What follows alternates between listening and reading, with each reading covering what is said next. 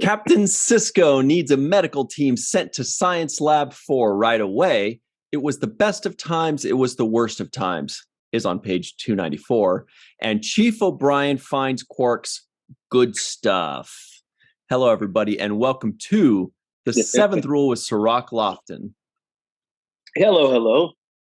My name is Ryan T. Husk, and today we are doing a review of Deep Space Nine, Season 7, Episode 23, Extreme Measures, written by our buddies Bradley Thompson and David Weddle. And by our buddies, I mean we talk about them all the time, but they haven't been on the show yet.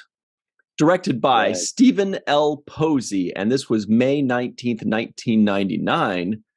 Where were you? Hey, Cirroc, what's up? This is going to be a party. Yeah. Pocket full of Posey. I bet that was his nickname. When we say Deep Space Nine, Season 7, Episode 23, this is it. This is it. After this, there are only 2 episodes left. And this felt like the final breath before the storm, didn't it? Yeah, there was a calmness to this episode. I would say that the pace was a little bit slower. There was just a lot of, they went into detail specifically on the Section 31 in this episode. I would say it's the calm before the storm. Sure, that makes sense. I can't hear you. Oh, sorry. It also felt like what was the closest possible thing we could have to a bottle episode in these final 10 episodes. You know, that it's like a 10 episode arc. And this was like the closest thing to its own little standalone thing. That's why it kind of feels like the final breath before the plunge, you know, almost like a break. Yeah, but there was a part of me as I was watching the episode that felt like like this episode was supposed to be somewhere else. I feel like I feel like it's misplaced in this particular part of the season. Interesting. Unless they had done some other things. And that's going to be going through this episode, going to be some of my nitpicks about it. I feel like they had an opportunity in this episode to do more as it relates to the overall story arc. Yeah. When we had William Sadler on, I thought he gave us a lot of insight about the character Sloan and what he approached it with, as far as, his mentality of Section 31 and how they were always several steps ahead of everyone else in Starfleet, right? They knew more, they had much more access to intelligence. They had a kind of a big picture view of what was going on. And they're doing these covert things for the benefit of Starfleet, and also so that they don't get their hands dirty, Starfleet, essentially, right? And I felt like, that's a great storyline. And I love the way Sadler kind of described how he had approached the character, because I felt like in his appearance that we saw in the episode before this, he did seem to be manipulative, and he knew the insides of other people. He had the inside Cardassian spy. He had a lot of people in the room that were actually working alongside him. I felt like they missed that opportunity to have him know more than Bashir. In this episode, you see him kind of leveled down, and Bashir almost knows as much as he does in a sense. Yeah, and he was fooled fairly easily, and I was a little surprised by that. I do vaguely remember this episode, but he was, it would have been a little bit more fun to have a little bit more cat and mouse between them. However, I will say that Sloan figured out what was going on very quickly. He said, "Oh, you don't have the cure. You need the cure." So that was cool. That shows that he got it right away. And, that all of that was done really smartly. But yeah, I would have enjoyed a little bit more between the two. What I thought was cool was that we weren't just in his mind for the entire episode, which is sometimes, something that happens. You're in somebody's mind for a whole episode in a Star Trek show. But we also had a little bit of, the stuff before and the stuff after, and, and going back in and all that. So to me, that made it a lot easier, because if we spent 40 minutes with just the two of them walking through the halls, sometimes those kinds of episodes can be delivered really well and it ends up working. But other times I find myself going, oh boy, another one of these holodeck episodes, or another one of these it was all a dream episodes. And there are a few staples of Star Trek within those. Like, one is somebody getting hurt and being like, wait a minute, if I'm hurt in this, even though it's in my mind, or it's in a dream, or it's in a holodeck, the safety protocols are off. And that means I can really get hurt in real life, or whatever it is. And they have to raise the stakes. They have to let us know that there are consequences. You're not, because otherwise we don't care. Somebody could shoot them, anything could happen, and we don't care. But so they always have to include that, or they include if he dies in the dream, he dies for real, or something like that. So they made sure to add those parts within the episode that makes the stakes super raised. And so that worked. I felt like that saved it for me. Excuse me. Bless you. But otherwise, those kinds of episodes are not usually the kinds I like. And I always, when I see this, my first thought is like, oh, this is more of a Cirroc episode. That's what I always think. I was expecting more, especially from Sloane's character. I was expecting him to put up a better fight against Bashir. I was also expecting, instead of the whole episode to be about the search for the cure, I was expecting it to be more of a the two heads kind of bumping up against each other in this, where it's Bashir versus Sloane arguing at the morality of different things, why we did this, you don't understand this and that, and kind of giving it more, just to see them, the drama kind of intensify. I think Sloane's definitely capable of delivering the performance of justifying his actions, justifying what Section 31 was doing. And I was expecting to see more of the battle between that. And that's what I was kind of left a little bit disappointed. Here's the thing that bothers me. When Sloane first pops up on the scene, the thing that Bashir is angry about is why is Section 131 doing these illegal activities, causing this kind of destruction in the name of the Federation, in the name of the greater good, for example. And there was a moral dilemma between the two of them. They both saw what, Sadler saw Section 31 as, being the necessary evil in order to protect good. And Bashir was saying, no, I think you're crossing the line and you're actually doing evil, right? So there was that kind of dichotomy, and I thought it's an interesting dichotomy of arguing those points of views. When Bashir decides to become what he becomes in this episode, which is essentially break any rule to get what he needs, then he is essentially Section 31. Yeah. He has become Section 31 as, just as much as them. So I see the roles have reversed in this episode almost to some extent. In the beginning, Sadler was telling him why he had to bend and break rules in order to get, an ends to a mean, for example. And now we see Bashir breaking the rules, bending the rules. He has the Romulan memory scanner, which Sisko is like, okay, that's why you're not telling me about it, because I'm not supposed to know about that. So the morality ends up becoming something that Bashir is willing to cross the line in order to get the ends that he wants, the outcome, the desired outcome that he wants. And I don't think there's any difference in between the two characters. At some point, they actually show the same kind of instincts of human nature to kind of do whatever it takes to get the results you want.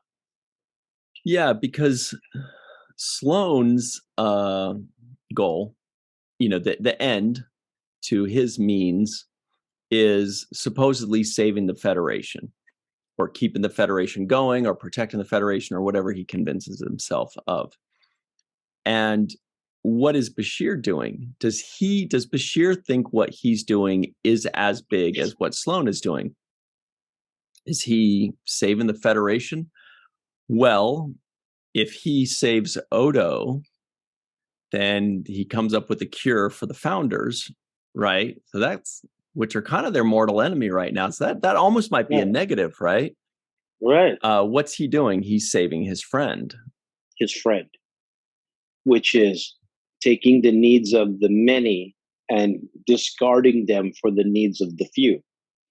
And the few in this case is Odo, right? Mm-hmm.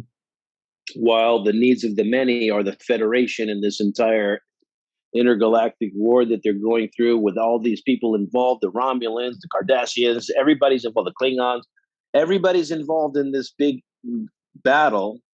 And so everyone's life is at stake. And you would think that the needs of the many would outweigh the need of the few, your friend, the one, or whatever it is.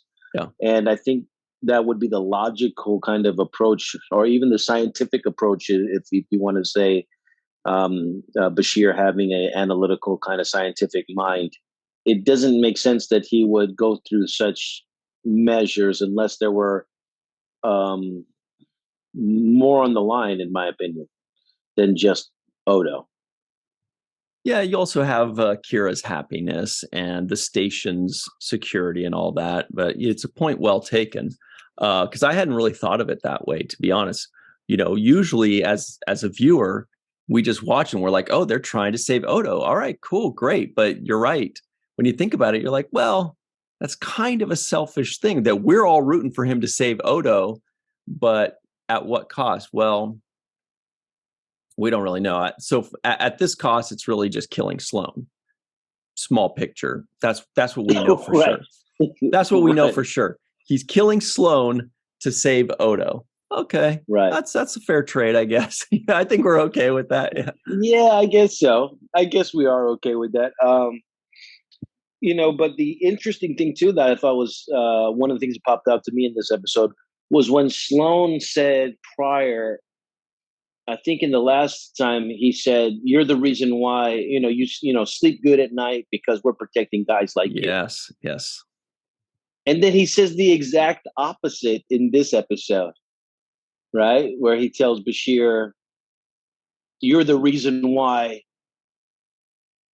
You're the reason why Starfleet. Why we need to get rid of somebody that we need to eradicate, essentially." So he went from being the reason why you're the good guy, the one we need to protect, to Sloane saying, "You're the reason why this whole thing's crumbling. It's because of guys like you that don't know how to, appreciate what's going on." Yeah, what would have been cool is if Sloane had more episodes in Deep Space Nine. Because when you're telling me that, I'm thinking, yeah, maybe Sloane's the kind of guy that's just going to tell you whatever he thinks you want to hear, like a Garrick type. He's just manipulating this situation. You never know who, if he's telling the truth, you never know if he's lying to you, how much of it is true, all these things. And I was thinking that, and I was like, they should have just given him more episodes. Now, obviously, that's tough to do for a character that's introduced in the 7th season. Obviously, by then it's too late or whatever, but it would have been really cool if he was this recurring character that maybe came back 7 to 10 times over the course of 7 seasons. And so we'd be like, uh-oh, it's a Sloane episode, kind of like a Q episode or like a Ducat episode or whatever it is. That would have been really interesting. And then we would have really started to understand more like why he says the things he does. And the writers would have more time to flesh out the character so that it would make sense for us rather than us feeling like it's a slightly unfinished character to us. That's kind of how it feels. I think I would have really enjoyed having him be this fleshed out character that just every 20 or so episodes he pops in and you're like, oh boy, what's this ride going to be? And I feel like they missed a huge opportunity in this episode to plant a bunch of seeds. Even though it's the end of the show, even though it's season 7, episode 23, there could have been so many seeds dropped in this episode that make you doubt and question what you saw before. Mm-hmm. For example, if while they're digging through Sloane's paperwork and stuff, and Bashir finds out that he's responsible for the school bombing that happened on the promenade because he wanted Kai Wynn to win the election, and they were playing, they were sabotaging different things that we had already seen in the past because they were playing sides politically for Bajor and this and that. Those kinds of things that we'd already seen. We could have found out that Sloane and Section 31 were behind those kinds of things, right? That would be so fun. I just want to jump in real quick and say, like, if they even just threw us a couple little Easter eggs of like you're saying, like little nuggets from prior episodes, because we're on episode 171. How cool would it have been if they said, oh yeah, and then what? The planet on the episode Meridian, that was Section 31's doing, or you know what I mean, like all this kind of stuff, like a couple little things that would feel the Maquis, that would feel so satisfying for us as the viewer, like almost like closing the book on the series of Deep Space Nine, saying like going back down memory lane and how this has been infused throughout. Yeah, that's a really fun idea. And that's why they could have spent more time they could have went right to the beginning to whatever's in his mind, and the whole episode be about, can you believe I found the file? Eddington was Section 31 this whole time. Yes. And we could have just found out more stuff. And I also would have said, if I don't know when Voyager takes place. Does it take place after Deep Space Nine?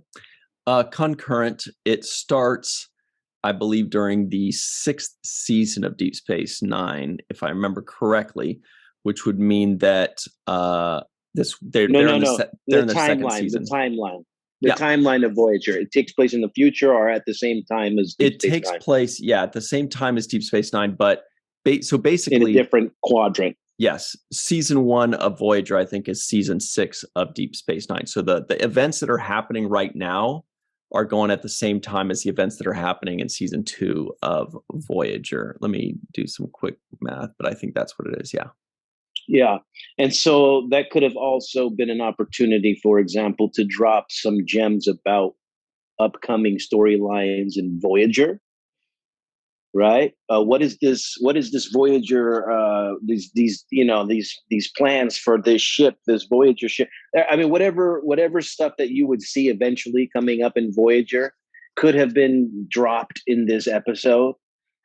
Basically, Section 31 has a program, and it's going to be something that we're going to eventually see on Voyager. It could have been another kind of little hidden gem in there. There was so many hidden gems they could have put in this episode, relating to the Klingons and relating to even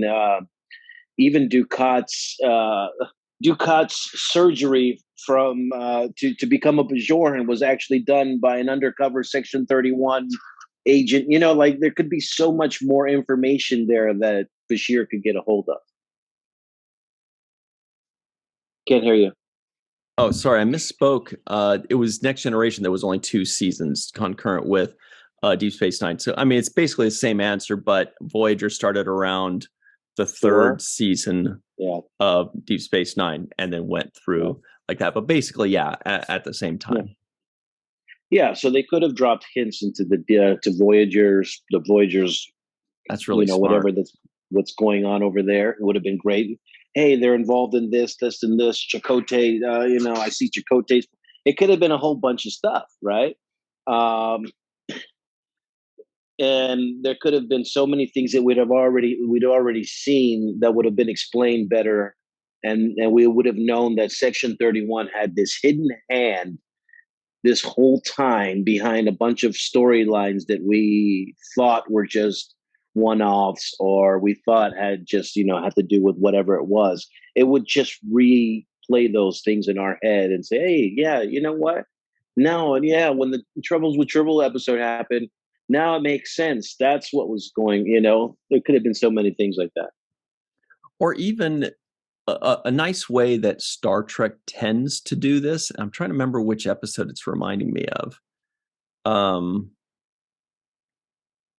Yes, I remember. It was when Odo was first linked with the Great Link. And he later comes back and he says, it was more like there was something that they were trying to hide from me. And so it's like, he doesn't mention it then, but he mentions it at the end of the episode. Like, there was one other thing I saw. That would have been a great time for, Bashir to do it. At the very end, when he's talking with O'Brien at night, he's just like, there was just one thing, just one more thing that Bashir, and he's like, when we were just about to leave, I got one little glance of, and there's some kind of little nugget that is, that it is pertaining to the next couple episodes or something too. That would also be a really fun way to do it. Absolutely. And that's why I feel like they missed a lot here, because they took away Bill Sadler's biggest power as portraying Sloan, which is that he knows everything that's going on. And that's his superpower, right? That he has more information than the next guy. And I feel like he could have been more coy about using that information in this episode to dangle certain things in front of Bashir, like you trust Sisko, and play seeds of doubt. Like, what do you mean? Do I trust Sisko? Well, I know that Captain Sisko, and he can give us just a little nugget of backstory there that makes you say, "Oh, is he lying, or is it is it true?" Or there could have been moments there that he could have played this knowledge that he has over Bashir, over Column, and say, I know about Keiko and that miscarriage and something like, just like a whole bunch of personal stuff that could have been like, how do you know about that? And I feel like they could have expanded upon Sloan's knowledge base more. Yeah, well, I think that, this is all fun, and I would love to see this kind of thing come to fruition. It's really nice, but I understand why they couldn't delve too deep into the Sloan thing, is because the main story was not really Sloan. The main story is getting the cure for Odo in the big picture of this 10 episode arc. So that's why I think, what you're saying is a good point, that episode could have just been better earlier on, so that it could have been solely focused on what's going on there. But in this case, it's within this 10 episode arc. So this is just kind of like the mission that they have to take in order to get the thing that they need for this bigger arc. So it's kind of like an interesting mix there. We'll get more into that. We got to hop to our break, and we'll come right back on that there seventh rule. Hey, everybody, welcome back to the seventh rule with Cirroc Lofton. Hello, hello.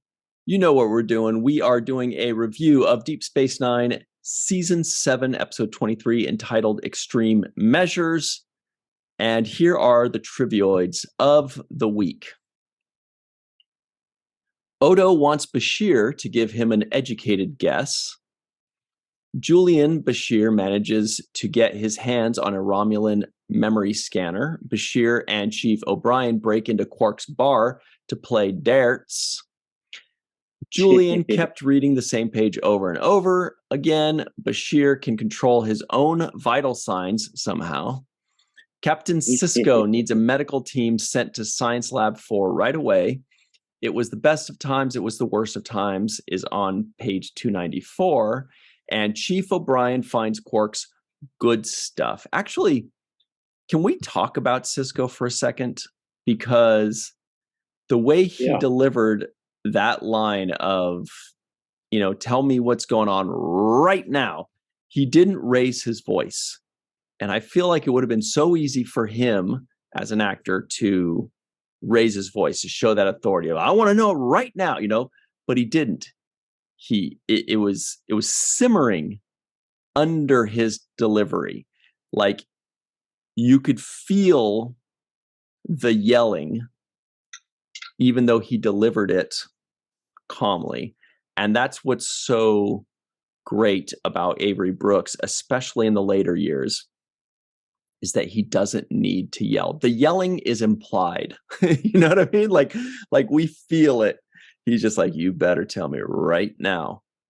And I just love that delivery. And I'm really looking forward to the next 2 episodes of giving us some more Sisko, because he's not gonna be the B plot much longer. You know what I mean? Yeah. Even though he was not in this episode a lot, he did have those, and he's not in a lot of episodes, but he does make his presence felt when he's there. And he makes certain choices, like in this particular one too. I thought he was a little bit playful at some point when he was asking, "What are you guys up to?" And he got them to admit that they had the Romulan memory scanner, and he took it pretty well. I was like, wow, Sisko's taking that pretty, basically they got it contraband. It's like, it's like having, nuclear material or whatever, something that you're not supposed to have your hands on, right? And he kind of shrugged it off and actually co-signed on it. I was surprised. I wrote down, wow, Sisko is co-signing on essentially going against Section 31, which I thought was a big deal. He co-signed in a way that was very subtly spoken. Like he didn't say, all right, go for it, because he doesn't want to be on record for saying that. Right. What he said was something to the effect of, well, even if I were to be okay with it, I still think it's a long shot. But saying that is like, we get it. Basically, he's, if he's saying it's a long shot, then he's saying like, all right. He didn't say no. Yeah. He didn't say, you better stop this shit right now. Yeah. Yeah, he didn't say no. So I was surprised that he co-signed. I was like, wow, Sisko's co-signing, especially because I thought that he has probably the most understanding of what Section 31 is and does. Yeah. And so I would think that he's been briefed by Admiral Ross on certain things that are classified, and he would have certain knowledge about Section 31's intent and plan, and perhaps what they're doing could sabotage that, right? So I would think if he was privy to certain information, he would say not to interfere. But clearly he has his love for Odo, like everyone else in this episode, and Odo is also a key figure to this whole knowledge of the Dominion and the founders. So it's critical, and they've been building it up. By the way, I thought Nana did a fantastic job in some of the tender moments in this episode. That was a rough scene. There were a couple really rough scenes, and she's another one as an actress that is great at showing us the emotion below the surface. You know what I mean? Because an acting teacher of mine back in the day said something that's super obvious now, but when you're first learning out, it's important to hear it, which is it's more interesting to fight the emotion than it is to show the emotion, right? So, if somebody's like really, as an actor, if there's a character that's so mad, and they show their anger and they're yelling and they're doing whatever, that's cool. But if they're fighting their anger, if they're trying to hold it back, that's much more interesting to watch that struggle and to be like, I see what's going on here. And like Sisko, Kira, or like Avery, Nana is doing that really well, where especially that line where she said, oh, you'd be surprised, I'm pretty good at hiding my emotions or something like that, right? And you're watching her, and it's just this beautiful moment where we know who Kira is after 7 years, and we know she's good at hiding her emotions, but we know that she feels them very strongly. And so that was a beautifully written scene. Kudos to the writers for that stuff. Really good stuff and good dialogue, but also the acting was just performance. Yeah, perfect. Yeah, when she had that teardrop running down her face, and I was moved by it. And also credit for Renee Auberjonois, who also has the ability to, I guess, to hide things and play behind things. Essentially, in this whole last story arc, he's trying to not show his emotions about how vulnerable and weak he feels. And he's doing a good job of showing you that he's vulnerable and weak, but also trying to show you that he doesn't want to show you that he's, you know what I mean? So it's like a very delicate balance in the performance where most people would go just one way or the other. They're walking this very fine line of not going all the way this way and not going all the way that way, and letting that kind of just register in facial expressions, in eye line, eye lines, and just gestures and head movements, head tosses. It's trusting the audience to catch it. It's trusting the audience to be smart enough to say, he's saying this, but I know he really means this, or he really feels this. And Renee, a couple episodes ago, maybe it was last episode or the episode before, it was just the most subtle thing. He says something, like, oh, I'm fine, or we're not going to talk about my illness. And all he does is like a tiny little look off to the side. And that's enough to give it away to the audience. It's like a wink to the audience saying, I saw him look off. I know he's feeling sad. I know he's worried, So he as an actor is giving us that tiny little hint that, yes, audience member, you are correct. I am scared, or I am worried, or I am feeling the pain. And they're putting on an acting clinic for us. And the line was actually that Kira said was, you'd be surprised how well I can hide pain. It wasn't emotion, it was hide pain. Very nicely written, very nicely delivered, I thought. Yeah. Another question that just popped up in my head just watching this episode was, who has the dartboard? I got to ask Ira when we finally bring him on again. I want to ask him if that's one of the things that he was able to procure for himself. But I would like to know where that dartboard ended up. It is a famous dartboard. There's a lot of miles put on it. I hope that it ended up in either O'Brien's hands or Bashir's hands, but it wouldn't disappoint me to find out Ira has it or somebody else. Well, we know who saw it most recently was the Lower Deckers. We remember them seeing the dartboard on Deep Space Nine. They bought it from a Ferengi, maybe, Well, let's definitely remember that, because I think we may get a chance to talk with Ira and ask him, and I would just kick myself if we both forgot to ask him. About the dartboard, because I wrote it down here. The dartboard. Yeah. So, what was up with, Odo was pretty crusty, though. We can go ahead. He looked like burnt croissant flakes, right? Like he looked hideous. And I don't know. I was just like looking at him going like, man, Renee is a trooper. He's a mess right now. And that was several things I thought of with Odo in this episode. Two things. One, I was thinking when Bashir finally got the peptide sequence or whatever that he needed to find in order to cure mid-frosting. That's a next generation joke. You'll get it someday. Okay, I'll get it someday. But when he finally got the cure for Odo's sickness, I was expecting that Kira would be there for the moment. I don't know why, but I just felt like the moment when Odo gets healed, Yeah. I would imagine that Kira would want to be there and hold his hand or be there with him, and let's say it's like any other surgery where there's a chance that you don't survive, right?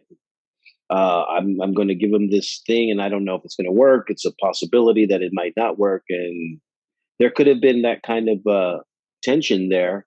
And Yeah, I thought it would have been a great but opportunity. she's gone on that mission now. She went on that mission, yeah. Yeah, but that's interesting because I would have liked to see the moment when she sees him restored. I thought, but I guess they're saving that for the next couple of episodes. But yeah, that was I felt like I missed it. But the other thing I thought about was, how it was like cool at one point, and maybe it still is, but to wear like a locket of hair of somebody or a vial of their blood inside. I don't know why, but I thought you were going to say it was cool back in the day to wear your pants backwards. Remember that? Wear your jeans backwards. What was that, like 1992 maybe? Yeah, crisscross. Yeah. No, but carry a locket of hair. I've heard of that, but I never really saw or experienced that. Nobody wanted to carry a locket of my hair. Well, I think it's a 1800s thing, but they used to make little hair locket things and make things out of people's hair that were like a memorabilia for that person. But no, for example, Angelina Jolie was walking around at some point with a vial of Billy Bob Thornton's blood around her neck. That's creepy as hell. And Kira was going to walk around with an Odo flake, with a little croissant. That's what I was thinking. Odo could say, "Here, take this with you," and it has a memory. A tiny little in 12 hours, it'll be a little Odo goo baby. Exactly. He knows how to give out the goo. What? Well, I know you remember when he put his finger in the cup. All right. When Bashir was like, "I'm going to need a sample." That was a hilarious scene. But I thought that would be a cool thing for Odo and Kira to have. Like, she could wear a little locket around her neck that's like a little piece of Odo, liquid Odo inside of the vial or something. Ode to Odo. The ode to Odo. Yeah. Can I ask you? I didn't really remember this scene so much between O'Brien and Bashir, where Bashir was, in a strange way, almost professing his love for O'Brien. And I felt like that there was a lot of gray area there. I was like, are they hinting at something more or are they not? And a lot of people like to say, that Bashir and Garrick had some kind of thing going, whether it was just flirty or whether it was more than that. But I think this scene pushed that envelope more than any time between Bashir and Garrick. What do you think?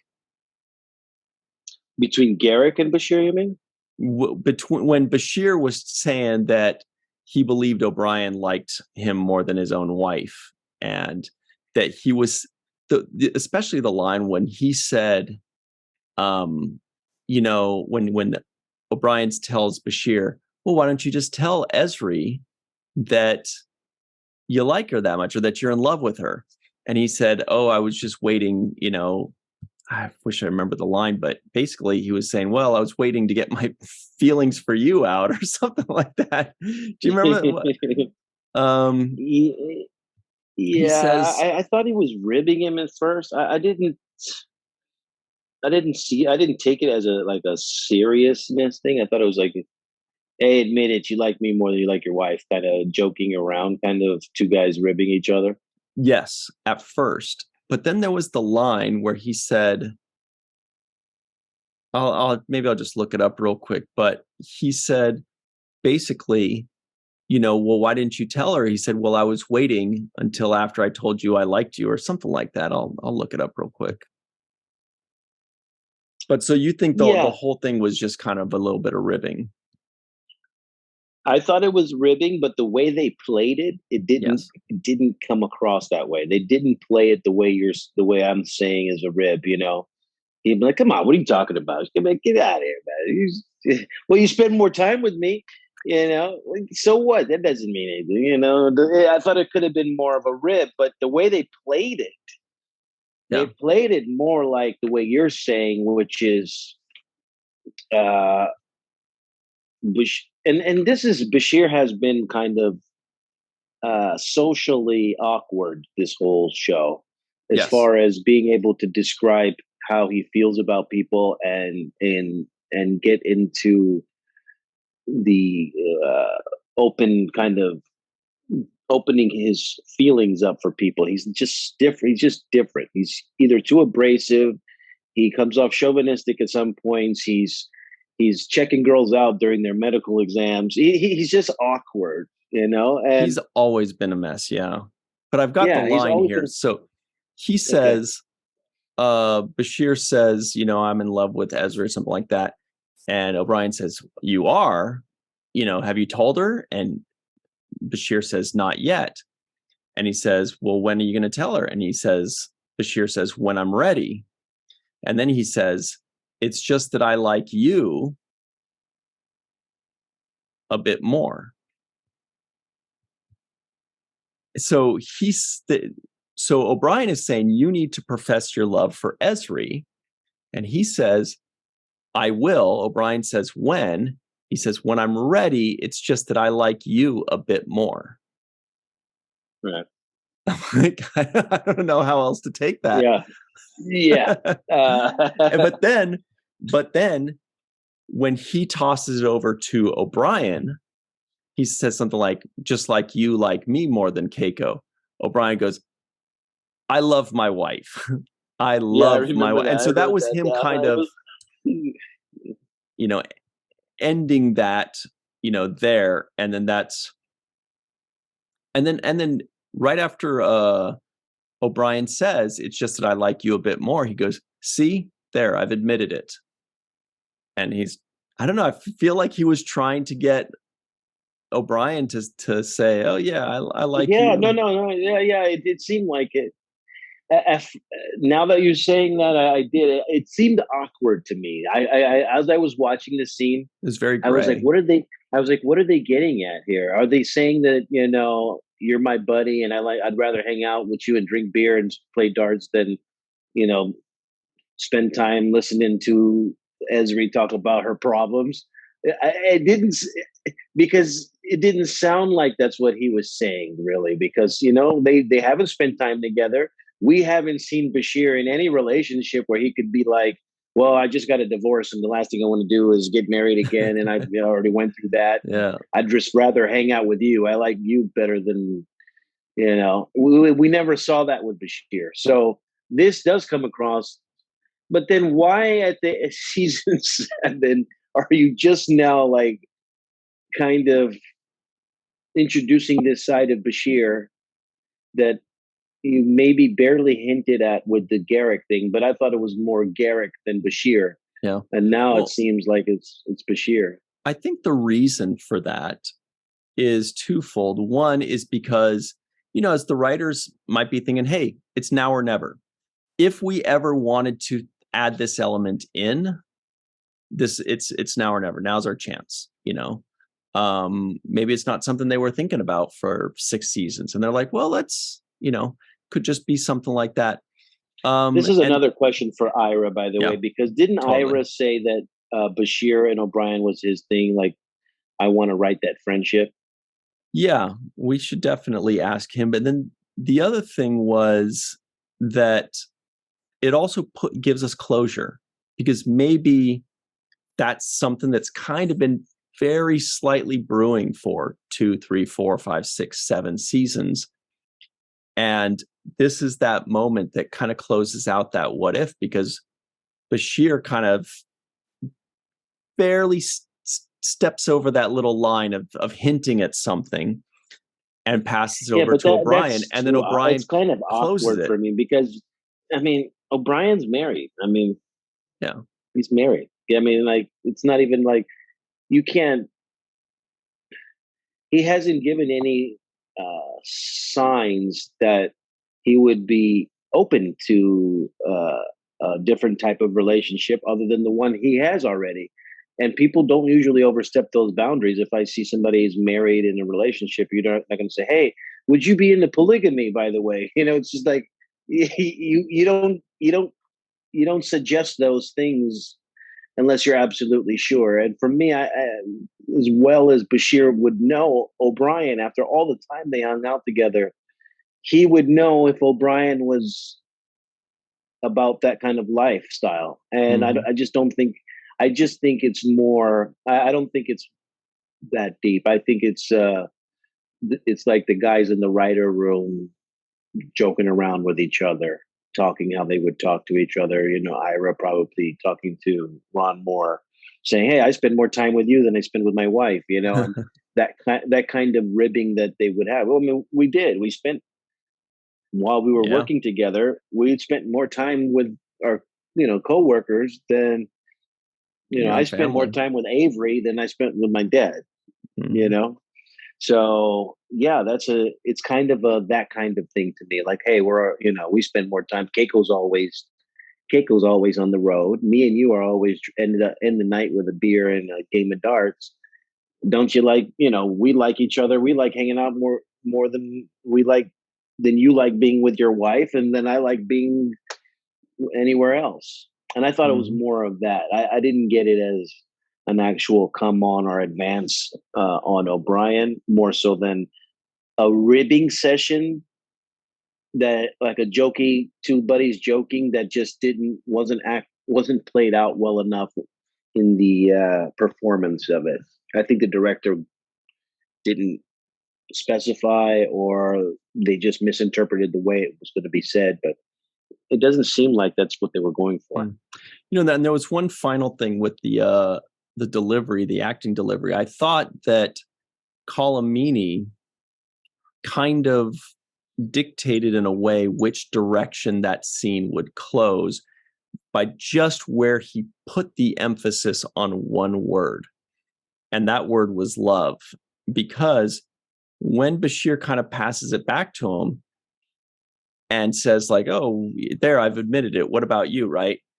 If O'Brien said, I love my wife, that means almost like he's like struggling with it, or he's not sure. He's like, somebody's kind of saying something. He's like, "Well, I love my wife. I could never, that's not very convincing." But what he said was, "I love my wife."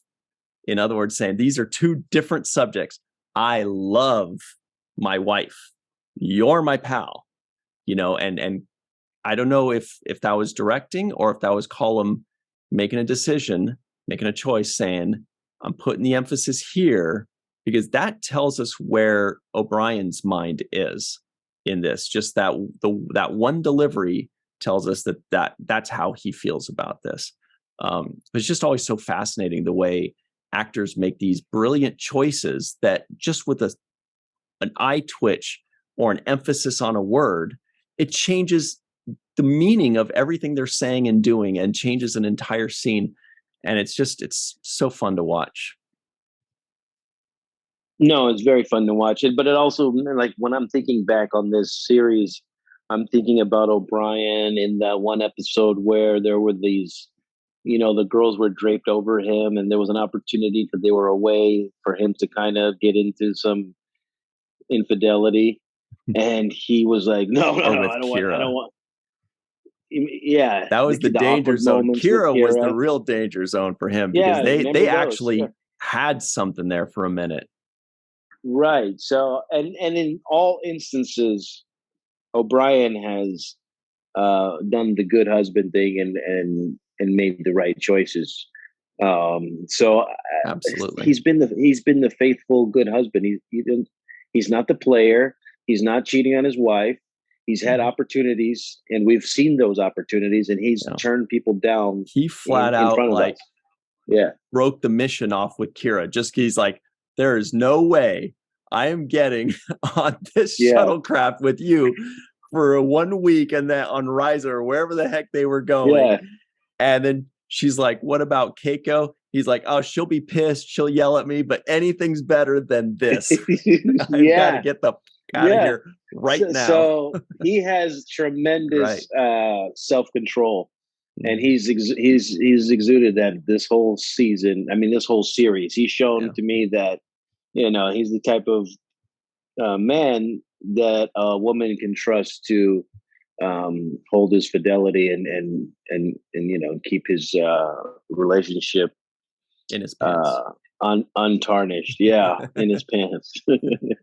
Well, we're just about out of time here. It's so funny. Sometimes there's an episode that I'm like, yeah, I don't really have that huge of an opinion on it, because certain types of episodes grab me less than other times. And then other episodes I can talk about for like hours and hours and hours.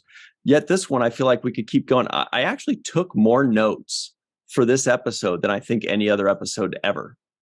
For some reason, there was just a lot of really well-written dialogue and a lot of really well executed and delivered dialogue that I just kept going back and taking notes on all of them. And it's just really interesting that even on these episodes that are kind of the breath before the storm or the breath before the plunge or kind of a bottle episode, there's just so much great writing within there, great dialogue and great acting and great directing, that it's a testament to why this is such a highly rated TV show and why we're still talking about it for 30 years.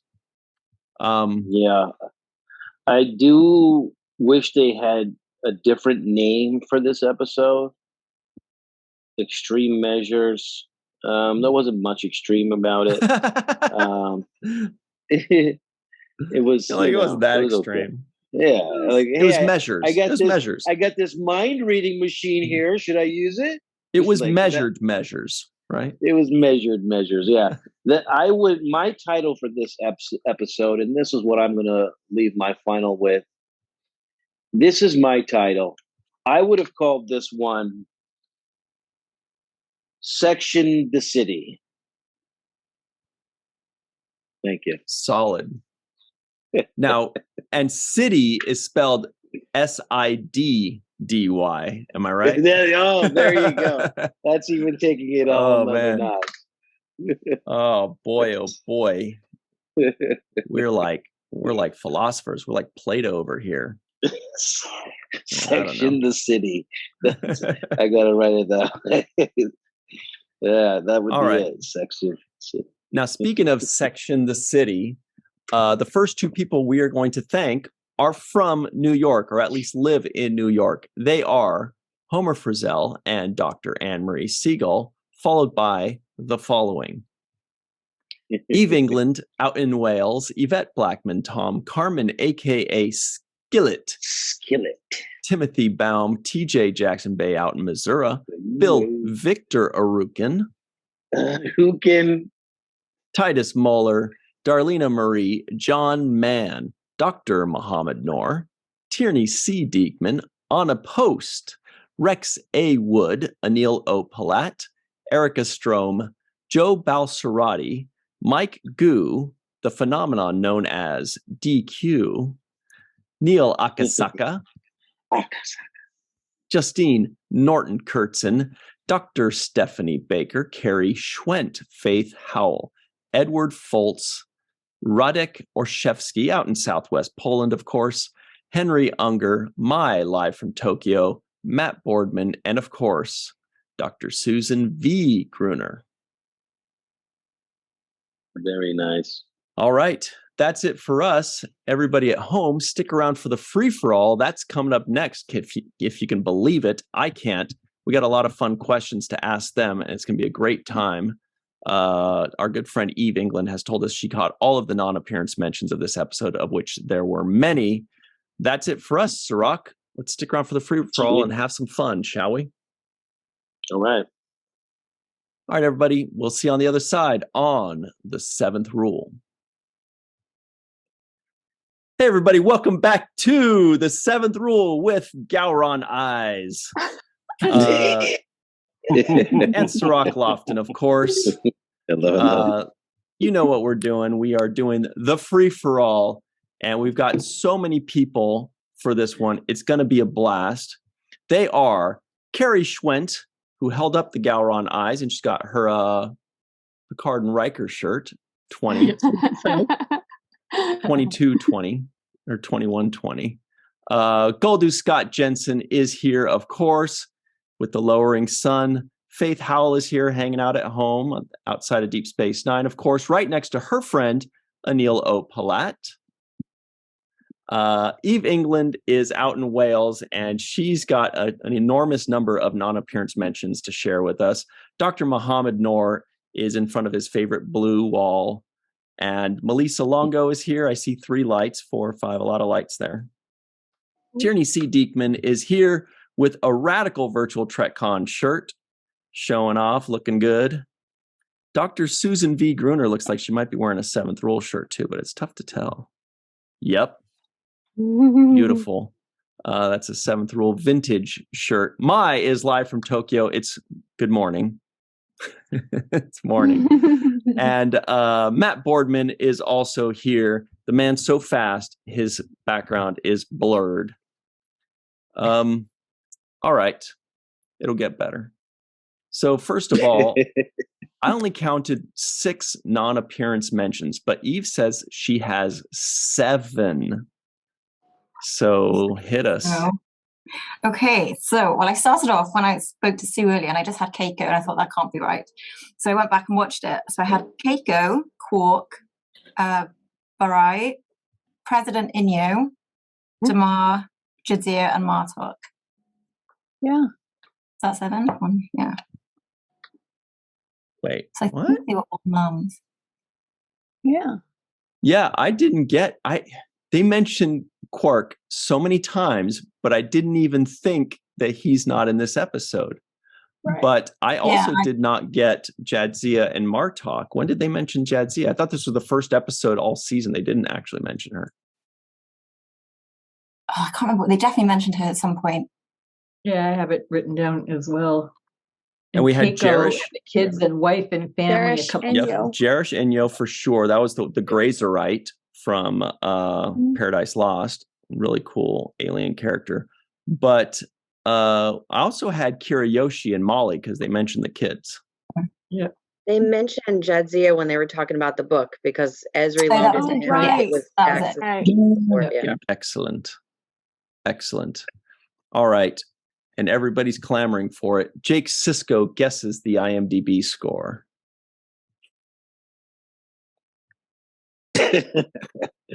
Oh man, I don't know. This is a tough one. I guess I'm gonna say a little bit lower for sure than the last one. 7.6 is my guess right here. I'm gonna go around there.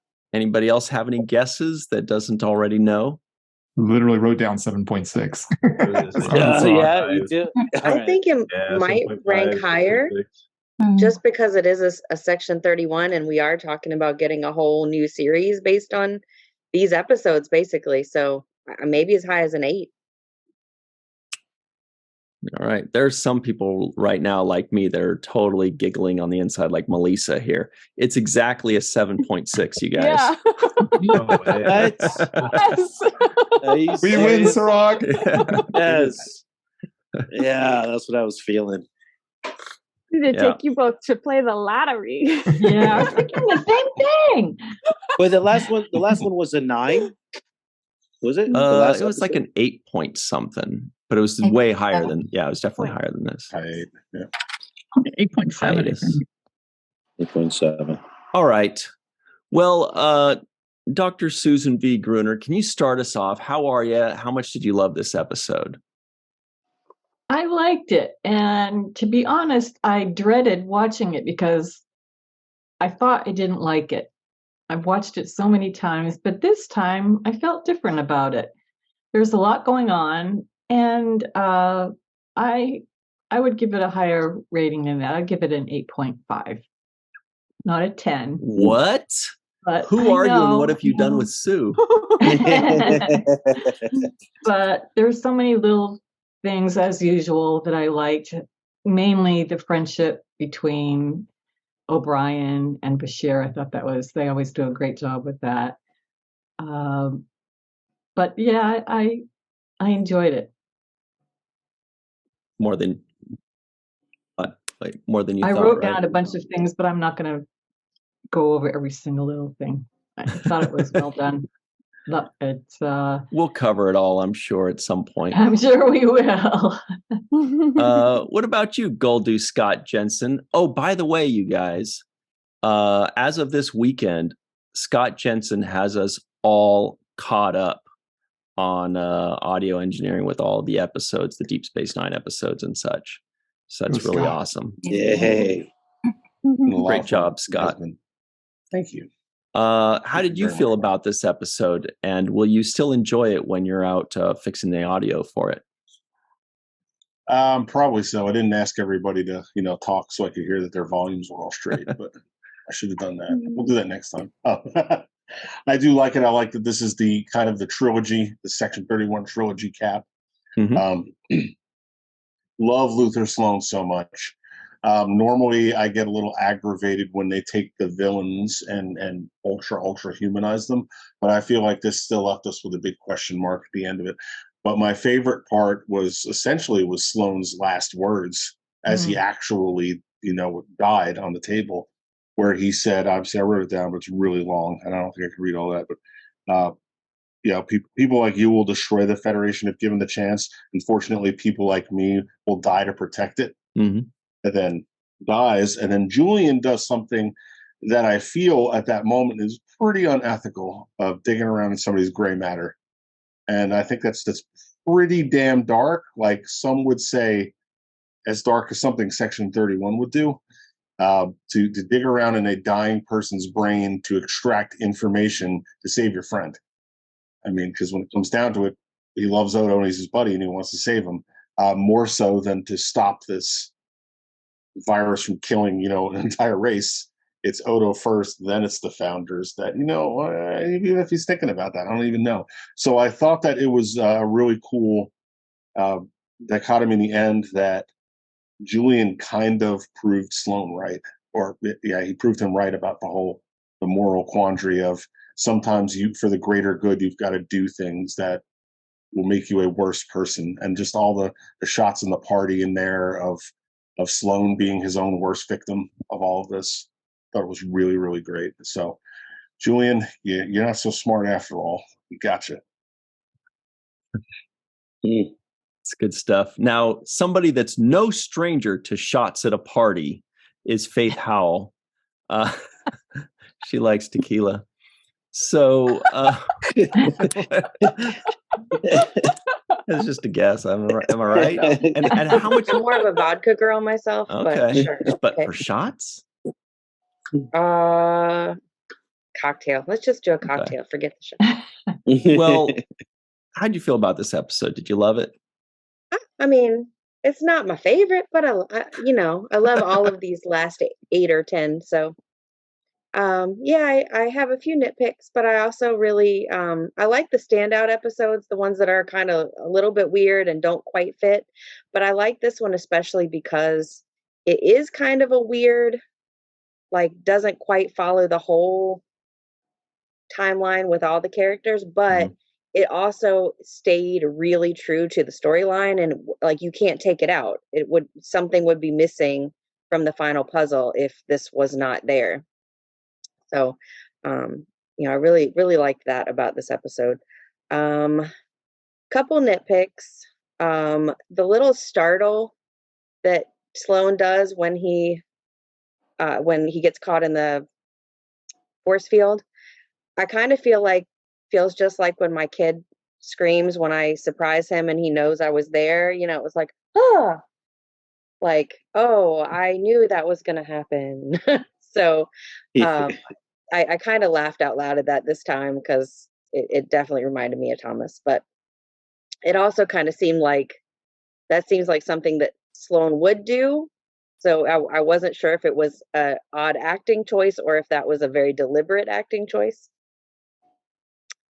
Well, we may never know since we're so close to the end. But I also my other big nitpick though was they were talking about how Sloan could have just come in and destroyed his infirmary to destroy the research.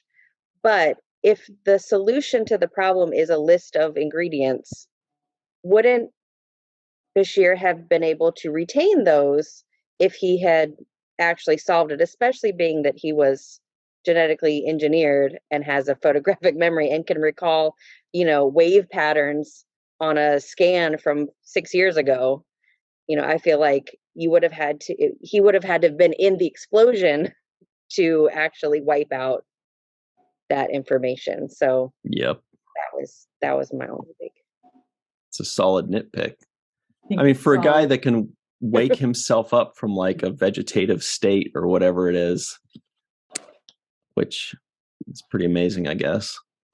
Yeah, I also thought about like what it must be like to be a spy, and like that whole like cyanide capsule thing. Like, I definitely bite my tongue more often than I think is normal, and I probably would just off myself just by accident.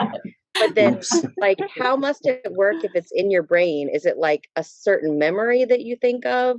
Because then wouldn't you think of that memory twice as often, since that's the memory you're not supposed to think of? Totally. So I don't think that would work. I feel like I would just kill myself suddenly, accidentally. Oops. I would be the worst spy ever. That's interesting. Yeah, that's a good point. If they tell you don't think about an elephant, you're gonna be like, oh shit, you already messed it up. Malissa Longo, you just did think about an elephant. What did it look like? And how much did you love this episode? It was rainbow. I keep thinking about elephants now too. I am like Sue, and I was actually dreading this episode going into it. And then it started, and that teaser, it was so beautiful. I love Kira and Odo so much. I love them so much. It was so emotional and heartfelt, and then Sisko's interaction with Bashir and O'Brien when they found out what they've been up to, and it was like they got caught by their dad. Exactly. That was really good. And Esri had a line in this that made me laugh out loud, and I'm like, she's got some zingers, and I forgot to write it down. But she has had some zingers throughout this final season. But I did like it a lot more than I remembered I had liked it. And I love O'Brien and Bashir's relationship. And I love how much O'Brien insisted that he loved his wife. And then O'Brien would insist that, but you like me more. Yes, you love your wife, but you like me just a little bit more. It's great. And I do have one little nitpick, and maybe this is just brain work, but when Lex Luthor Sloan is saying goodbye to his family and apologizing, there is no reaction from any of his family as far as they're going to miss him. And it just, there was no emotion from them, I felt, whatsoever. And so, yeah. But maybe that's his projection on what his family might feel about his loss. So, it's an interesting question that Faith Howell brings up. She says, "Is this an O'Brien must suffer episode?" That's right, Tierney? Yeah, it's almost there for sure. He was definitely suffering quite a bit.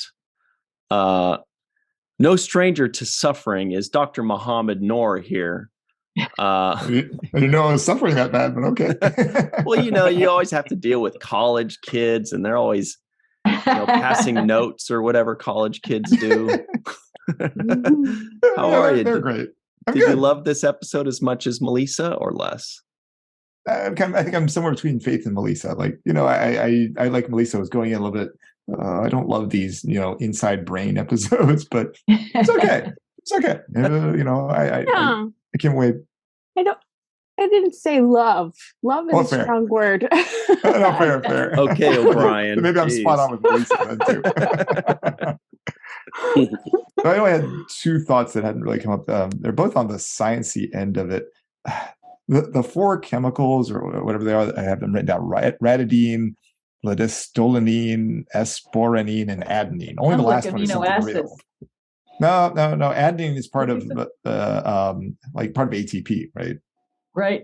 One of them is neosporin. Did you say? It sounds like it. That's what it sounded like. They use that all the time. Did you say adenine? I thought it was adenine. Yeah, right. That's right from the first part. Yeah. I was trying to figure out how these four things would translate into. Because I mean, they're not real. Adenine is, but the rest of them are not real nucleic acids. So I was trying to figure out like, how does that actually cure anything? Like, do you make it into a virus? And I was trying to figure out how that would work, and I didn't. Really we were all thinking that. I'm sure. Yeah. But maybe, I could retcon something for it potentially. But I guess the bigger question I had was this idea of can this dying person deceive them? Like, for example, those four things were there. Could have just been wrong. They've come out like, all right, I got it. And they come out like, whoops, it didn't work when we injected it. Oh no. Because I mean, obviously he was interacting with them in various ways and keeping things away from them. So I was thinking, well, if you keep things away from them, couldn't he just give them a lie? And I was thinking of that also in the context of all those secrets. So they were pulling up things that these Section 31 supposed secrets. Maybe they're true, but maybe they're completely made up. I don't know. Especially when it was two of him, right? Like when there was two of him, it was like totally. Basically he has the power to create anything in that setting, I guess. Exactly what I was thinking. So I was thinking, well, at that point, just give him a lie. They jump out and then he's done. It's not like they're going to find out in just a minute that it didn't work. Or maybe he was close enough to death that he didn't have the energy to lie anymore. That could be. That's a good retcon. I like that. Were they suggesting that if he dies, that they would die too in his at the same time? It was at least a risk. Yeah. Yeah. If they were still in his brain. I wonder if it was just that they were looking for the information that's tucked away in his brain, but his conscious will was what was fighting them. Like those are two separate things. There's information stored in his brain and Sloane's conscious will, maybe. But I don't know. I don't know how brains work. They look icky to me. Somebody with a big brain is Eve England out in Wales. What's up, Eve? How are you? Happy late night. What do you think of this episode? Yeah, I think I say what everyone else said, because James actually warned me. He said, "Oh, you won't like this episode. This is the worst of the last arc." So I think I went in similar to everyone else, thinking, "Oh, I wasn't really going to enjoy it." And then I actually really enjoyed this episode, having gone in then thinking I wouldn't. I really liked the fact that it was a sort of slower pace. It was much more focused on the relationships. So I really like that. And obviously I love Section 31. So I just loved all of the different questions. What Scott said about, actually I think by the end, I don't know about everyone else, but I really thought that, Bashir didn't come across well in this episode at all. And I was thinking, yeah, this is why you need Section 31, because Julian is just acting irrationally and rashly and is just being quite selfish. He was unethical and, that. And I thought it was really clever the way then that they sort of, they didn't have all of this conversation and discussion between Bashir and Sloane. It was done quite sort of subtly, wasn't it, with him at that last stage of him, when he was dying. Because in the companion, they said that they really had hoped to have done more with it. And they really wanted to sort of finish off that relationship between Bashir and Sloane, but also wanted to do something with Julian and Miles. Interesting. But it wasn't quite it was just too much, I guess, and they were sort of, they really wanted to give Sloane and his death, more of I suppose a good ending for him as an actor and his character, because everybody loved him, but it was quite tricky for them to get all of that into the hour. So I think what they ended up with actually did that really well and was much more subtle, I think, than had they gone in there and had a long discussion about it. So I loved that aspect about it. I did love the fact that we had the bromance episode and basically seeing those two admitting to what their relationship actually is, when all of us have known what it's like the whole time as we've kind of followed them through. So I thought that was really clever. One nitpick I had, though, it's not really a nitpick, it's more, again, showing a bit of a criticism towards Julian, But I was like, he is so used to, the James Bond, concept and the tropes of, you don't tell, or you shouldn't tell your plan to the person who then could just kill themselves to thwart what you're planning. I was like, if he just gone in there and put the little devices on Sloane's head initially without telling him what he was going to do, he probably would have got away with it much more easily. So I was just like, Julian, no, haven't you watched like Goldfinger? And I think one that what do you expect me to tell you? And there's something, and it was some sort of, it sounded like a slight, readaptation of one of the Goldfinger quote when he's got that laser. I couldn't quite remember what he said, but that just reminded me of that. And I just thought that was really funny. So yeah, so I think overall it was a nice sort of change of pace. And we know we're coming to the end. And I really enjoyed it. Yeah. I want to know what they did with the body. Probably the same as what they do with all the bodies, right? I don't know. Replimat. Yep. Here you go, Rom. Dr. Today's menu. Yeah, Rom turns it into fruit pie. All right. No stranger to fruit pie. What's your favorite pie, Carrie Schwent? We're coming up on pie season. It's kind of a tie between pumpkin pie and Entenmann's, I think, is the brand name. It's kind of like a French silk pie, but it's like they sell it slices of it at Burger King, the Hershey's Sundae pie. Oh my gosh. Those are so good. Anytime you say French, right? I know. I'm like, ears perk up. French what? Bulldog? But Carrie, what do you think of this episode?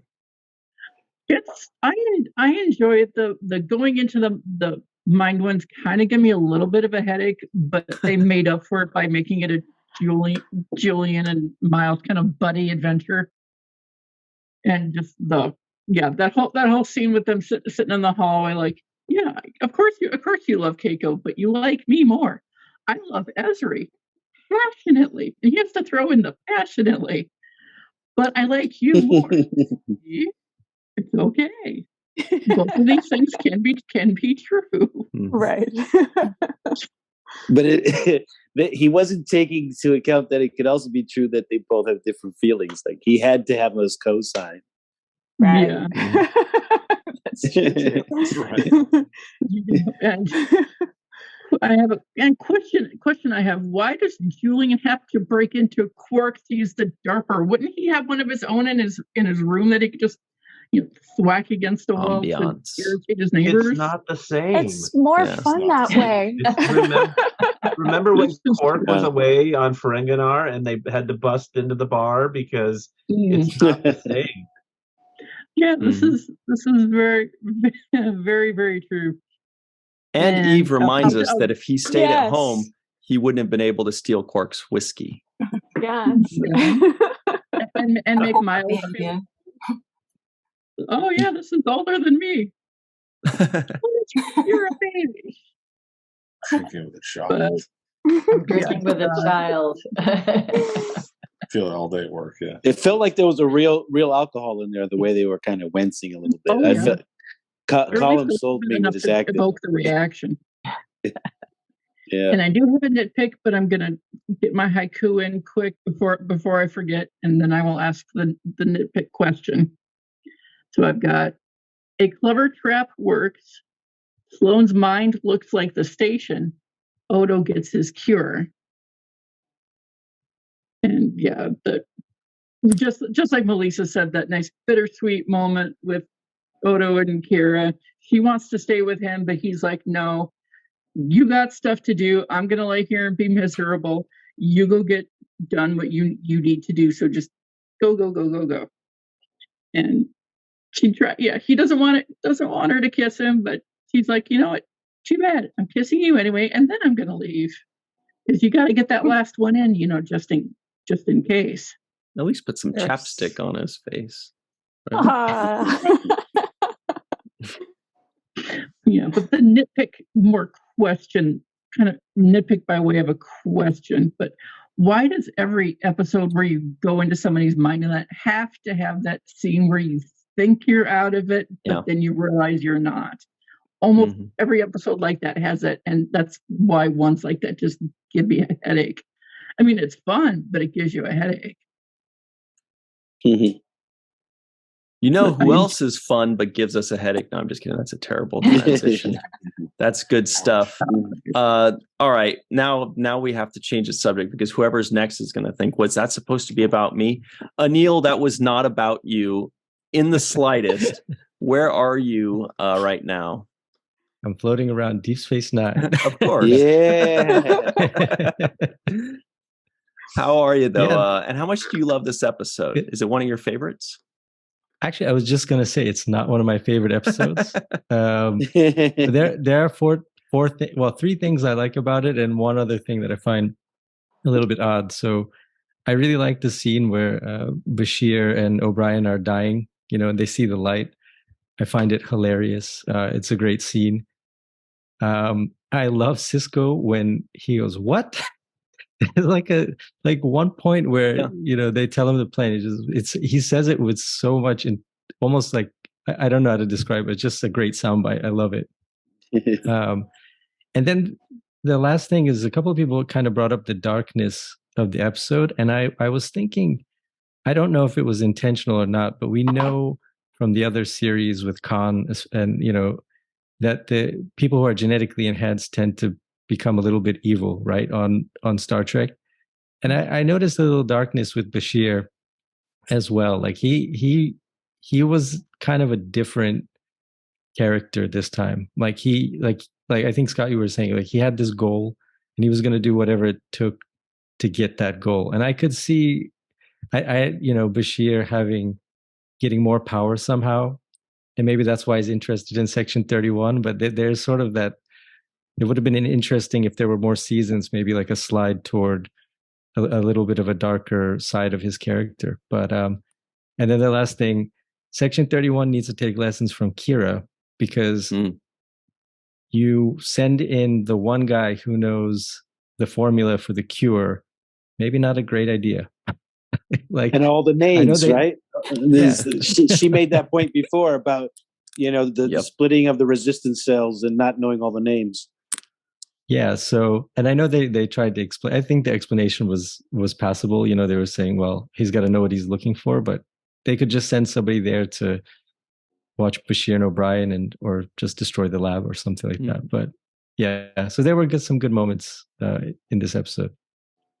So just to confirm, Anil, you said that you are available to be a staff writer on the upcoming Section 31 series, right? You said I would love to do that. Okay, cool. Yeah. Just making sure your calendar is cleared.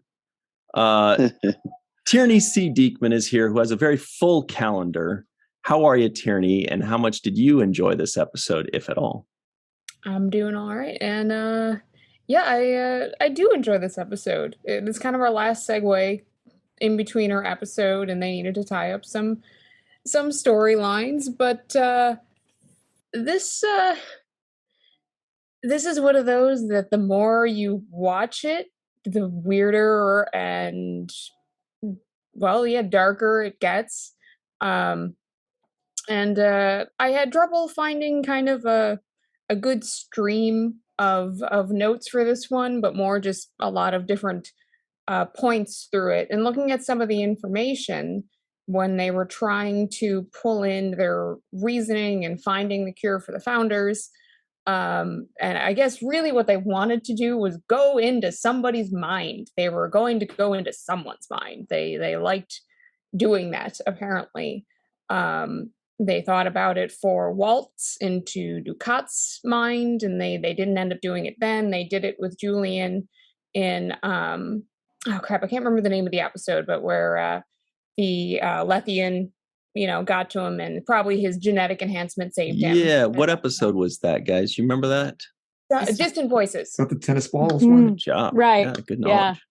And I think at that point, Bashir might have been the first person in the 90s to be in old age makeup, and I don't think he pretended that being old meant he had a palsy through all of it, because apparently that's what happens when you put old age makeup on someone. Of course. They lose control of their vocal cords and they have palsy. It's so heavy. every time. So they were going to go into somebody's mind, either Odo's mind, possibly Sloane's, but also a thought was Dr. Mora, because they had, played around with the idea that he was the creator of the Founders virus, and he never intended for Odo to get sick. He was recruited into this, and given at the time, I think it was mentioned in Paradise Lost that he was there and helped them with their security measures or something. I could be wrong. I'd have to go back and check, but it would make sense given his background with Odo and the Founders that he would have access to their genetic information. And going off what Dr. Mohamed Noor has been saying, this is the cure. It's a weird one. First time I got those ingredients for it, I immediately, threw those into Google, and I'm like, what the hell is this shit? I kind of surmise that it's more like a CRISPR sort of deal, and it was something to slowly make your DNA unravel. So they're kind of getting, if you look at them, it's kind of like radiation poisoning. Your skin's eventually going to slough off. It's not good. It's not good. So kind of figured something like that. And like Faith had mentioned in the chat, these are also, part of our DNA chain. They just have not been discovered yet. So we got one thing real, part of HP, and some other sci-fi stuff. But Mohamed is shaking his head internally right now at you guys. I kind of would have liked to have had a Dr. Mora element in this, but it could have been really dark. It could have been he who committed suicide, and it was his brain that was dying. Because, he would have felt terrible if it had been him that they revealed that had created this or had been recruited to, or Section 31 made him, because they would have found a way somehow, probably, or took his research and, screwed it up in their Section 31 ways. Like, it could have been even more messed up than it was. And they played around with making Sloane's mind even more labyrinthian and darker, and like some psychedelic design. And I'm glad they went with just using the DS9 set and some other various sets instead of making it kind of like the ships from Killer Clowns from Outer Space, and made it a lot more tolerable for our own minds if it's supposed to be Julian. And I don't know how O'Brien is also interpreting it in the same way, if they're both tapped in. Also, yeah, this is kind of an O'Brien sort of suffers through friendship. Julian should not let him. It's like O'Brien's annoyed. Go with him. An O'Brien is annoyed episode. Doesn't want to feel left out. O'Brien lets himself suffer a bit, with this one. But I think my favorite part while they're in, besides their amazing hallway scene, of course, with the light and their little bromance and them out loud explaining that they have learned about complex human relationships and that love and friendship can have just as much meaning and be different. It's beautiful. I love it every time. But Sloane's speech with his family, his like AI generated Uncanny Valley family, is kind of brilliant if you really pay attention to it. And what he's saying, this is Dr. Bashir and Miles O'Brien, and I wouldn't be here today if it weren't for them. Like, dude, there's a lot that could be going on here depending on how you look at it. Is he being sincere? Like, he is just happy to be done with this. Does he really have a family? We don't know. Has he made these people up in his mind? We don't know. We'll have no idea. Is he really happy to be there, or is this just him accepting it? Is this him lulling them into a sense of, false security, before Muffin hands him the pad, and then everybody's favorite pleather Gestapo comes in and shoots them, you know, or shoots at them in the wardroom, and everybody disappears. So it's there's a lot that happens. I'm glad they tie it up with Sloane. I kind of wish they touched, other than the Romulan mind probes, on what happened in Inter Arma a bit more. Where did he go if that was him and not a, you know, cloned whatever version of him that got disintegrated away, you know? But either way, that era is great. That area is great. The episode, Kira and Odo in that beginning. There's a note in the companion that Renee played it as if finding out that you have a terminal illness and how you decide to deal with that. And it's just watching them is friggin' heartbreaking. And he knows that she has to go, and she knows, and what is she gonna do? Sit there, watch him die? And what's he gonna do? Sit there feeling guilty and horrible and terrible? Because when you're sick and you can't do anything about it but get sicker, you feel guilty for the people around you, unless maybe you're a selfish asshole, I don't know. But typically, when the people that are taking care of you just keep giving themselves to take care of you, all you can feel is guilty and selfish yourself, even though you can't do anything about it. So that hit a little too hard, but it was beautiful. Again, their relationship has grown so well. Towards the end of this, you really feel and believe the love and the friendship they have as people, not just as their characters, because they know the series coming to an end too, so you feel this with them. But besides that, I wrote down just a couple of notes here that other people touched on. Is Sisko's reaction to them, to Bashir and O'Brien, of "you tell me what the hell you're doing, and you tell me now, children, what did you do?" And a few other things. Bashir, yeah, he breaks into Quark's. He didn't need to do that, but he is feeling mischievous, damn it. He is not having this anymore, and that angers. He throws the darts, and you can hear it. Like, you feel like it's going deeper and deeper into the board with that genetic strength he's got. And then Sloane's, not quite killing Tooth, but it was a neuronal thing, was that last statement of his, you know, luckily there's great men like me who die for the Federation or whatever. Was that kind of his reverse sleeper agent, you know, killing word that set it off in his brain? I mean, where does that skill come from?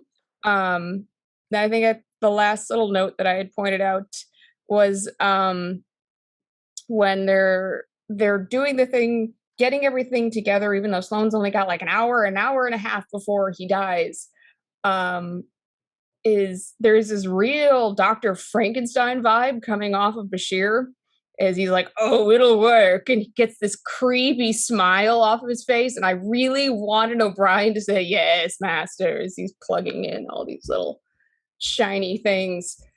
But yeah, Bashir gets dark, really dark. And yeah, Sloane could have absolutely deceived them. Absolutely. And they just trust this offhand after all of this. But let's face it, even mentioned very, very perfectly, why are they telling him this? Why? Why? You never tell your person the plan. No. But they both did this out of pride. They are adversaries in a way at this point. Sloane goes straight to Bashir's bedroom, beams himself in there, leaves himself open, doesn't even have a weapon on him that we can see. Lets himself get captured.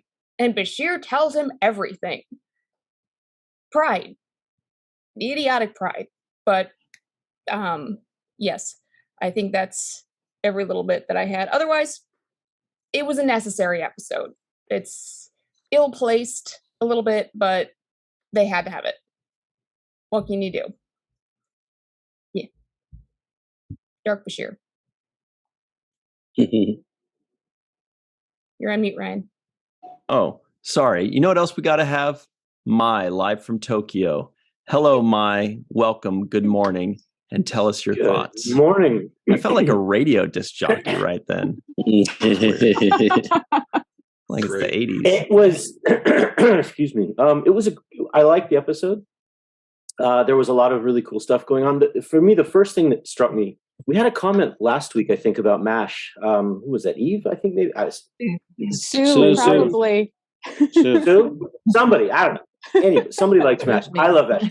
I'm currently doing a rewatch of MASH.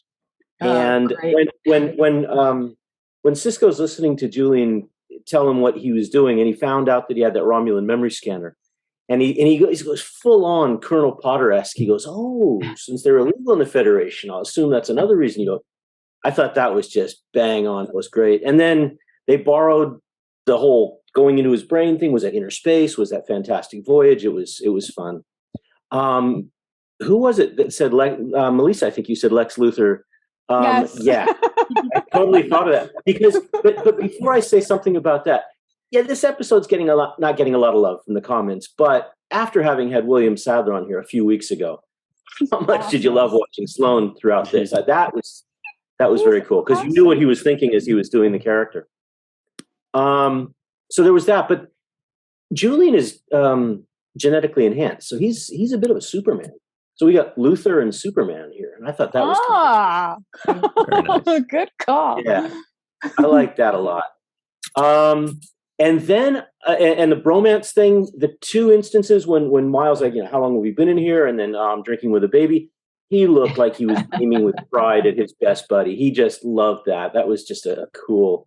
Both of those were great instances of him saying something that was a little bit, cutting, but you could see right behind it was like, I wouldn't have it any other way, my friend. And it was fantastic. I really liked that aspect.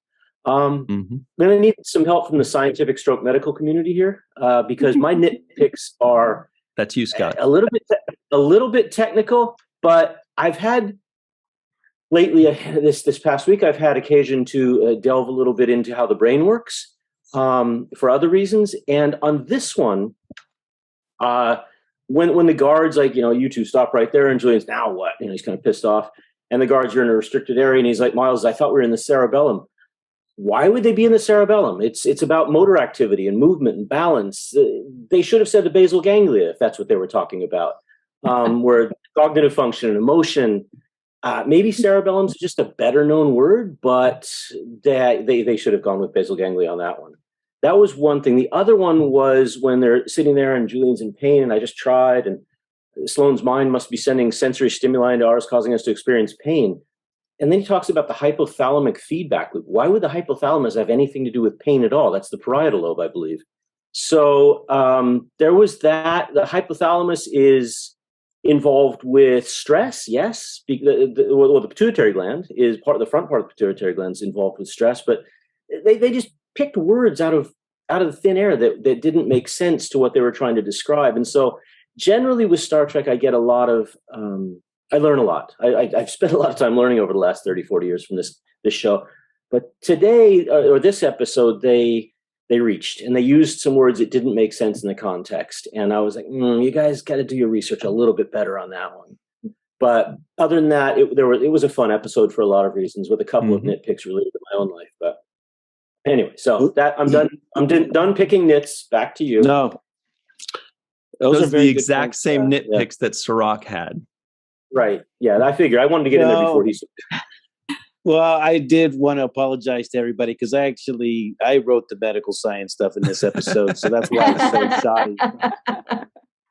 On you. I thought the hypothalamus bone's connected to the cerebellum bone. He's like, they won't know the difference. Whatever. Who else does know the difference, though? Yeah, great knowledge. Is Mr. Matt Boardman here, hanging out, thinking all of you guys took forever to talk about the hypothalamus. But what have you got for us today, Matt? Well, I was sitting here thinking I needed a frontal lobotomy as I'm. Oh man, no. This episode, as I get set down to watch, I remember it's one of those that I kind of in that final arc. I was remember dreading, like because it is such it's almost like a speed bump in the motion that they start for, as we're heading towards the final episode, because I mean it does tie in the sense that they're trying to figure out that cure for Odo, which is we've been kind of talking about up to this point, but then the whole delving into the inner workings of Sloan, it felt kind of like a little push on the brakes before we head into the other stuff, because we don't get the the episode before, we got bits and parts that furthered each of the separate storylines that we have, and this one seemed to kind of take it and kind of force it back in through that prism to get that single, we get that single-minded storyline,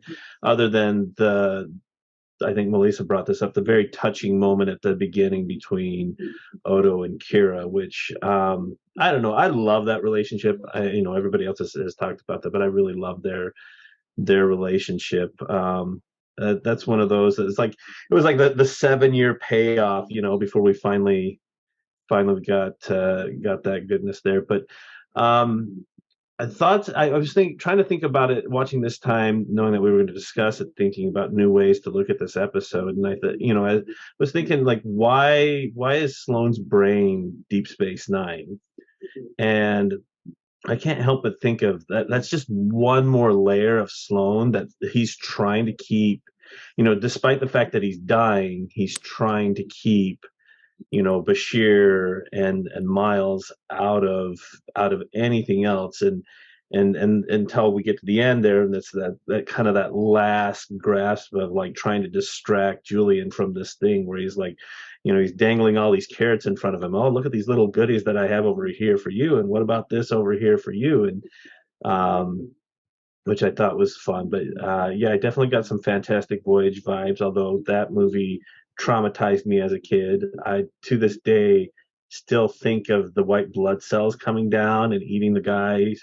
Wasn't Ernest Borgnine sitting in the top of that in the sub, and it comes down and starts eating him, and oh gosh, that just, I don't know, that traumatized me as a kid, even now. So but yeah, I love the Bashir and O'Brien stuff, especially them sitting in the hallway, and then at the end, of course, I laughed. Bashir's like, "Oh, this stuff is, this stuff's old as I am." O'Brien's like, the whole "I'm drinking with a child," It's just kind of funny, because there are definitely days that I work with people who are much younger than me. There's a guy that I know who's 25 and he thinks he's old, and I'm like, man, I'm 43 years old, man. You still got a lot of life to live, And and then when we're talking about the makeup from, although this isn't related to this episode, but isn't it funny how they used to depict people in their 40s and their 50s, and I thought back to that's kind of how I looked at my parents when I was a kid. Like, they always seemed so old to me. Yeah. Why are you so old? And now that I'm that like same age, I'm like, man, I still act like I'm 12. So it doesn't, my 40s don't seem old at all. So, but anyway, yeah. So I like it. There's good parts of it, even though it does feel like a speed bump. And as far as the medical terms, I always just kind of thought maybe back then, since there wasn't the access to the internet, that was one of those things where they're like, let's just kind of slide this one under the door, and most people aren't going to get it. And for those who get it, well, we'll never hear from them. Well, they heard from people.